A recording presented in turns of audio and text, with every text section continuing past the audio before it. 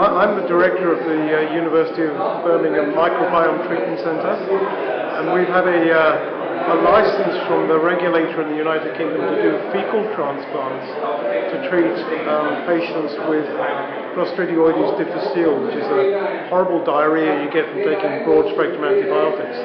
And I mean, it just works. The microbiome is clearly very important in that condition, and we've treated more than 1,000 patients so far with very good results.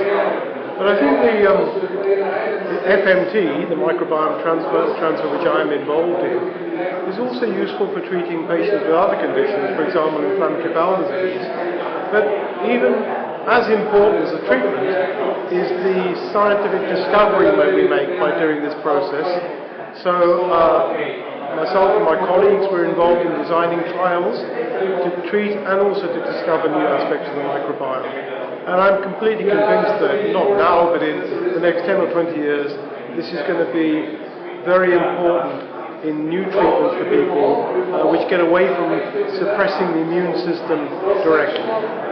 Well, I think certainly in the United Kingdom, the narrative that the gut microbiome, the bugs which are living in the gut, are important in terms of health and disease, has become quite common.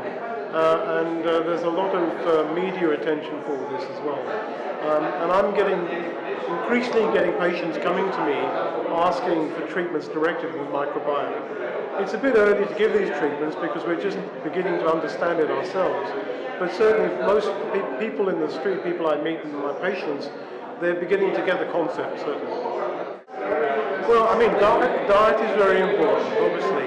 And again, we don't understand the nuances which are involved. But there are some very common messages about what is a healthy diet, about taking vegetables, taking fibre, not having too much red meat, not too much artificial sugar and refined sugar.